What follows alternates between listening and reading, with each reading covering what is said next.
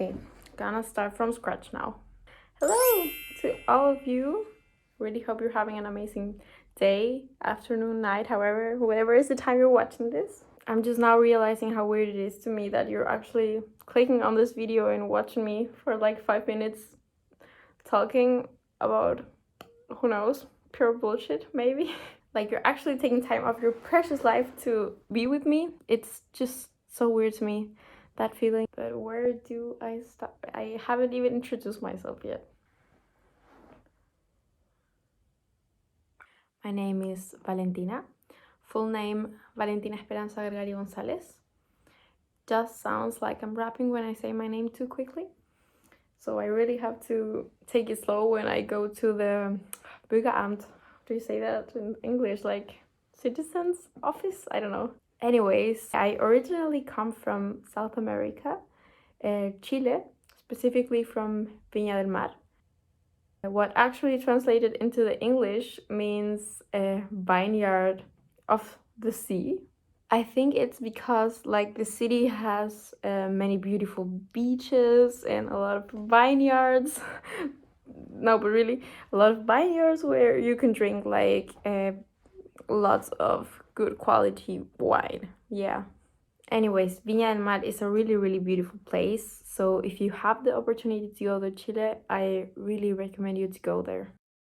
I was born and raised in Viña, where I studied in a German school for 12 years. I was like in an exchange in Hamburg about 4 years ago, and I really fell in love with Germany. For that reason, I just did it and decided to come here and study communication science at the Uni Bremen. Coming here was definitely hard, especially with COVID, but I made it, so yay! And now I have lived here for like a year and a couple of months, and I'm really happy I made that decision because I've learned a lot of things, like how to live by myself, and especially how to live in another country, in another continent by myself, to be like more independent and to just achieve things by myself. I don't know, by myself is just a repeating subject here. However, it was definitely not easy for me to adapt. There were a couple of things that really shocked me. I knew from my past exchange months, it was like 3 months or so, that the German and the Chilean culture were like very different. But I really didn't know it was going to have such a like big impact on my private or personal life. That's why I really decided to make this video and tell you guys about 5 cultural shocks I experienced when moving to Germany. These are actually not cultural shocks as such, but more like things I didn't know about Germany, or things that really impressed me about Germany and German people. Okay, but before I start, I wanted to say a short disclaimer. This video is not meant to offend anyone in any way or form. It is just my own perspective based on my own experiences here. These are not critiques to the German culture or people whatsoever, just qualities and little things that I have observed and learned in the past year. Okay, so let's get started. These are 5 cultural shocks I experienced when moving to Germany. Number 1. Germans. Many of the Germans that I've met since I've come here are obviously really nice, but can also be like really honest, like brutally honest when it comes to making criticisms of your work or even your persona. In my country, when a person wants or tries to criticize you, they usually use a lot of euphemisms and try to say it like in a very delicate or polite way. It's almost like they're afraid of hurting your feelings. But not here.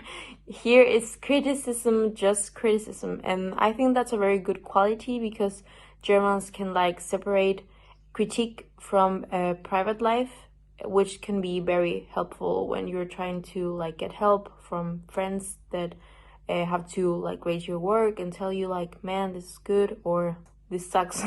As a very sensitive person myself, that of course affect me at the beginning. I always took critique like very personal, but now I really come to terms with it, and I've realized how beneficial it can actually be for me that a friend or a close person tells me like their honest opinion on a subject. Number 2, organization. I have seen many YouTube videos about differences between Latin American and German culture, where it says that German can not be spontaneous, and I think that's actually bullshit. Like in my personal experience, there have been many occasions where plans just come up like spontaneously with friends and we have an amazing time. We go out.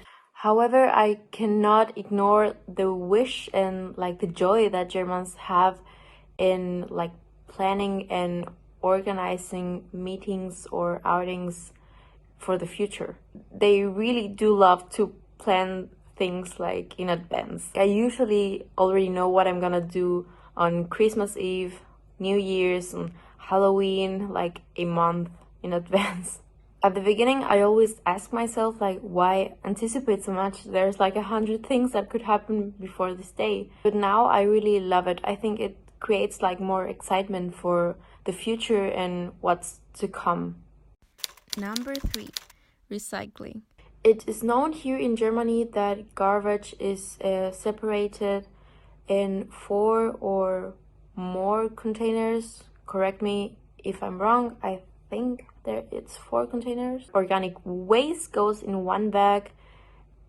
Plastics and containers go in another one. Then cardboard and paper and Restmüll, residual waste. Do not ask me what goes in there. But anyways, it's a lot. It was a lot at the beginning. It took me so long to get used to it. I would put like coffee filters in the residual waste in the Restmüll, and then Kira, my roommate, will tell me like, das gehört nicht zu den Mülleimer. I think that is because in Chile and Latin America in general, like recycling, it's just not a common practice, which is completely like normal. But over the time I've gotten used to it, and it really does feels nice to like think about it and think that you're doing a bit to help with environmental pollution, like a tiny little bit, but it's something. Number 4, food or food timings. I really don't know. Like to give you an idea on how much this was a cultural shock to me. In Chile, we eat like 4, sometimes 5 times a day. First, a healthy breakfast, usually coffee or milk with bread with avocado or bread with a couple of eggs, scrambled eggs. Then a snack, which is in German, like Pausenbrot or like zweites Frühstück, I think they call it. Then there's lunch, which is usually like a hot plate with salad and a little bit of bread. Then comes the tea time. It's called once, like elf. Do not ask me why. Tea or coffee with bread and like piece of pie maybe or something like that, like cookies. It's all also allowed. And finally, it comes dinner.